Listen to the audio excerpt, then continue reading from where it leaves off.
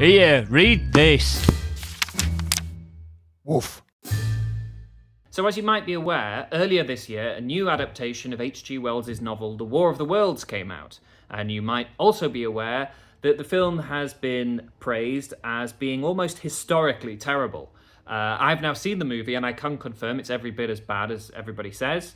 It's impressive, to be honest, how many different ways it lowers the bar for the number of ways a film can be shit. It is the first adaptation of The War of the Worlds, which guarantees the audience will be keenly rooting for the tripods. The film presents the depressing spectacle of Ice Cube, formerly of NWA, now of the NSA, spying on the American public, including his own kids, asking them why they haven't stopped playing video games and why they're eating what they're eating. He can access the cameras in their phones, in their houses, and even in their fridge, which provides the best line in the film when his daughter asks him how he knows that she's just eaten a muffin, and Ice Cube responds, let's just say me and your fridge is tight. I mean, say what you like, but H.G. Wells could never have come up with a line that funny. The film was made during COVID, and you might assume that since it's a kind of classic alien apocalypse movie, that there'll be some kind of analog drawn between alien invaders and the unseen and unfathomed threat of a global pandemic. But no, not really. Instead, it's more of a mass surveillance story.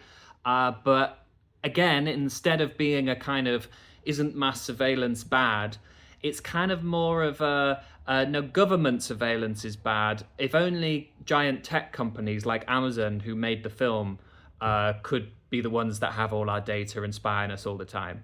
It's really quite shockingly shameless. So it's an Amazon Prime movie that climaxes with a Amazon delivery driver using a drone to save the day. Not only that, but he literally clicks onto his Amazon account and makes a purchase. And that's a crucial block to get to the resolution of the film. It genuinely seems to think that people will be leaving the movie going, yeah, down with big government and up with big tech. So it kind of misses the obvious open goal of being a kind of COVID alien invasion movie.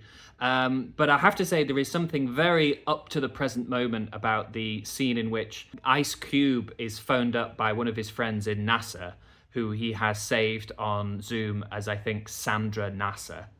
And Sandra NASA shows him some atmospheric reports from around the world and just plays him some extremely high quality video, which definitely isn't just stock footage that the filmmakers found online, that's slightly color corrected. And it's basically like ribbons of red lightning ripping across the horizon. It's just something like basically like a hellmouth opening.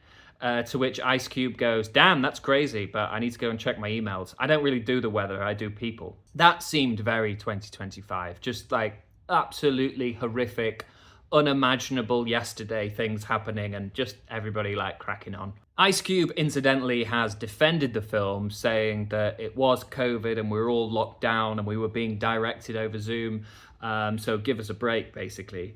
But it wasn't the only film made during COVID. There were actually quite a lot of films made during the pandemic, and not all of them are pathetic. I mean, if future generations look back on this film as a little COVID relic, they will assume that it wasn't chiefly a respiratory illness, but something that attacked the imagination. I mean, somehow in a film in which aliens invade to steal our data, still the most unlikely aspect is Ice Cube having a son called Dave. But anyway, just so this video doesn't turn into a mere snark fest, and because I know I've sort of missed the boat in everybody clowning on this film, I wanted to sort of level things out a little bit by recommending a recent H.G. Wells adaptation.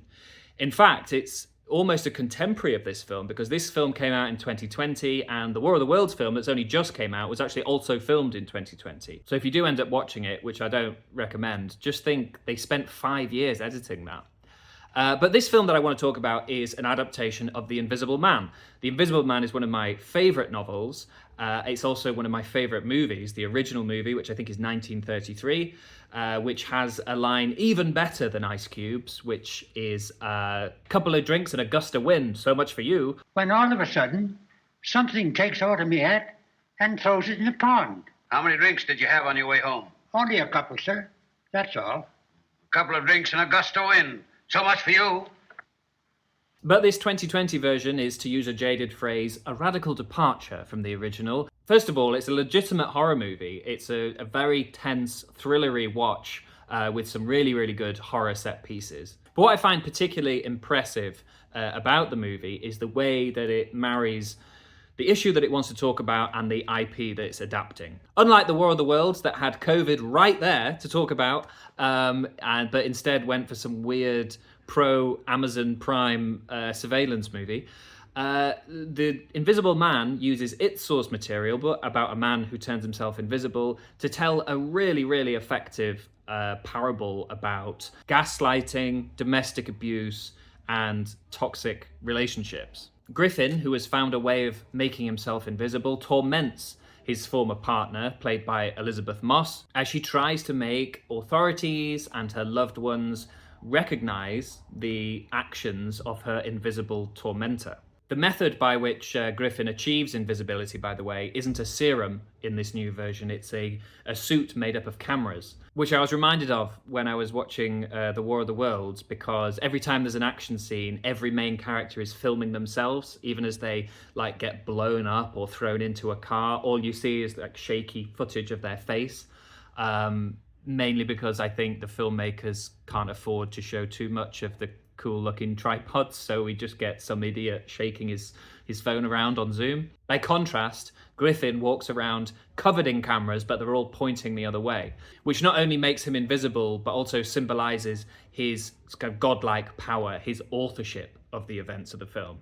The romance bit of Wells's scientific romances can be a little tacked on. And in the 1933 film, the female lead, Flora, really might as well be the Invisible Woman. There is something that feels contractually obligated about the whole romance side of things. So the way that the plot of the 2020 adaptation revolves around a toxic romance kind of flips that on its head. So yeah, if you're in the mood for some H.G. Wells horror, I highly recommend the 2020 adaptation of The Invisible Man, as well as the original, of course. And I would give the Ice Cube Amazon Prime War of the Worlds the swerve it deserves.